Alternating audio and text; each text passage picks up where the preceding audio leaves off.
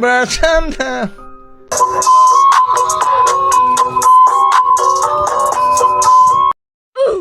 Bombastic side-eye, criminal offensive side-eye.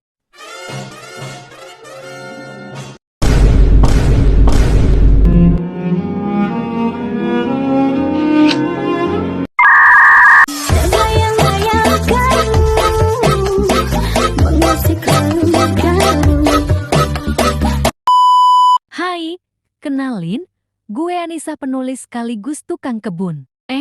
Maksudnya tukang rawat taman perasaan. Jadi gini, pernah nggak sih kalian ngerasa hidup tuh kayak drama Korea? Kadang manis banget, tapi tiba-tiba hujan deras. Ada yang ninggalin. Terus endingnya lo nangis sendirian sambil dengerin lagu galau. Nah, dari situlah lahir ide e-book ini. Judulnya Garden of Emotions, merawat taman perasaan dalam diri. Karena jujur aja, perasaan kita tuh kayak taman. Kalau nggak dirawat, bisa jadi hutan belantara. Bahkan isinya bukan bunga, tapi gulma, semak berduri, dan mungkin mantan.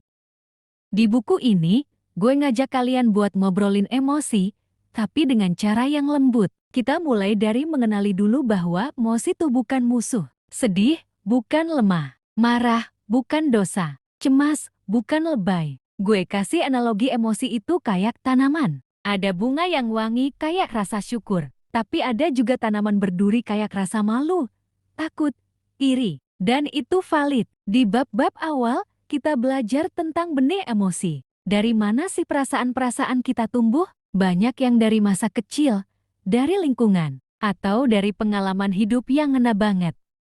Lalu kita bahas juga soal gulma emosional. Ini bukan gosip tetangga ya, tapi luka-luka batin yang kita pendam. Yang tanpa sadar bikin kita gampang meledak, overthinking, atau susah percaya orang lain.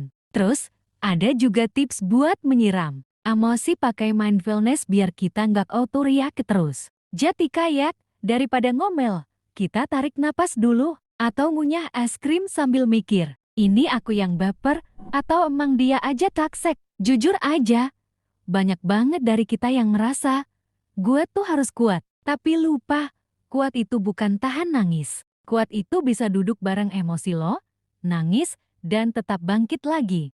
Buku ini nggak ngajarin lo buat jadi Zen Master yang bisa senyum pas ditinggal. Tapi ngajarin lo buat bilang, ya, sakit sih. Tapi gue peluk rasa sakit ini, biar dia nggak kesepian. Gue juga kasih banyak ilustrasi dan latihan ringan di buku ini. Kayak journaling, afirmasi, dan ritual kecil buat ngingetin kita bahwa self-love itu bukan quote, estetik doang di Instagram, tapi praktik harian. Kadang sesimpel bilang ke diri sendiri, gue capek, tapi gue bangga karena gue masih jalan. Intinya, Garden of Emotions bukan buku teori berat. Ini buku buat nemenin lo saat lo lagi chaos, atau pas lo pengen kenalan lebih dalam sama diri lo sendiri.